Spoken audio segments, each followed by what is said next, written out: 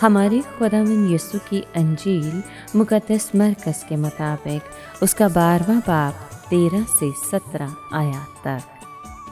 एक दिन सरदार काहिन और बुजुर्गों ने बास फरीसियों और हेरोदियों को यीशु के पास भेजा ताकि उसे बातों में फंसाएं। उन्होंने आकर उससे कहा, ए उस्ताद, हम जानते हैं कि तू सच्चा है और तुझको किसी की परवाह नहीं, क्योंकि तू आदमियों की तरफदारी नहीं करता बल्कि रास्ते से खुदा की राह बताता है। बस क्या कैसर को खराज देना रवा है या नहीं? क्या हम दें या ना दें? उसने उनका मकर जानते हुए उनसे कहा, तुम मुझे क्यों आजमाते हो? 1 दिनार मेरे पास लाओ कि मैं देखूं। बस वो ले आए। तब उसने उनसे कहा कि ये सूरत और तहरीर किसकी है? उन्होंने उससे कहा, कैसर की। यीशु ने उनसे कहा, जो कैसर का है कैसर को, और जो खुदा का है खुदा को अदा करो। और वो उस पर नहायत मुतअज्जिब हुए। पाक कलाम के पढ़े और सुने जाने पर खुदावंद की बरकत हो, खुदा का शुक्र हो। अजीज़ दोस्तों, मरकज़ की अंजील के 12वें बाब में उन हमलों का बयान है जो फरीसियों और हेरोदियों और सदूकियों ने खुदावंद पर किए। दरअसल ये सवालात का बाब है। फरीसी और हेरोदी एक दूसरे के जानी दुश्मन थे, मगर हमारे निजात दहिंदा के खिलाफ उनकी अदावत ने उनको मुत्तहिद कर दिया। वो हर ज़ाविये से कोशिश करने लगे कि उसे कोई ऐसी बात कहलवाएं जिससे उस पर इल्ज़ाम लगा सकें। चुनाचे उन्होंने उससे पूछा कि कैसर को जिज़िया देना रवा है या कि नहीं। कैसर से मुराद रोमी हुकूमत है।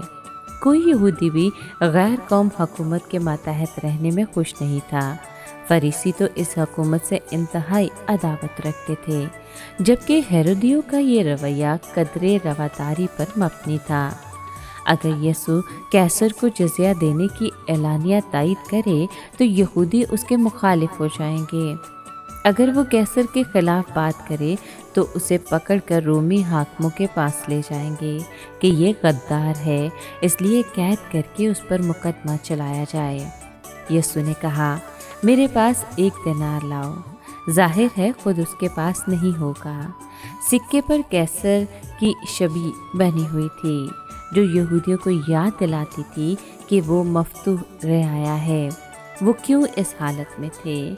गुनाह और खुदा के साथ बेवफाई के बाइस उनको ये इकरार करते हुए शर्मसार होना चाहिए था कि जो सिक्के हम इस्तेमाल करते हैं उन पर एक गैर कौम आमिर की शबी कुंदा है। यीशु ने उनसे कहा, जो कैसर का है कैसर को, और जो खुदा का है खुदा को अदा करो। वो पहले हिस्से की नहीं बल्कि दूसरे हिस्से की अदायगी में नाकाम रहे थे। बेशक बेदिली ही से सही, मगर रोमी महसूलात अदा करते थे, मगर अपनी ज़िंदगियों पर खुदा के मुतालबात को नज़रअंदाज करते थे। सिक्के पर कैसर की छवि थी, इसलिए वो कैसर की मलकियत था। इंसान पर खुदा की छवि है।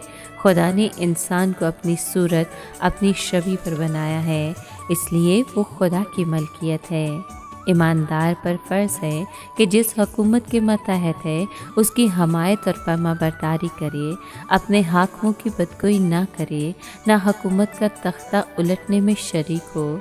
अगर उसे कोई ऐसा काम करने को कहा जाए जिसे आला तर हाकिम यानी मसीह से वफादारी पर हर्फ आता हो, तो उसका फ़र्ज़ है कि हुक्म मानने से इनकार कर दे और सज़ा बर्दाश्त करे।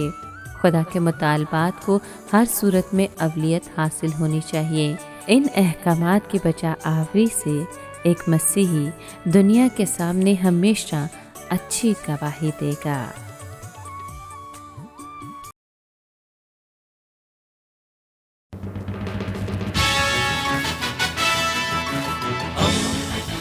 दोस्ती का पैगंबर, रेडियो वेरितास एशिया।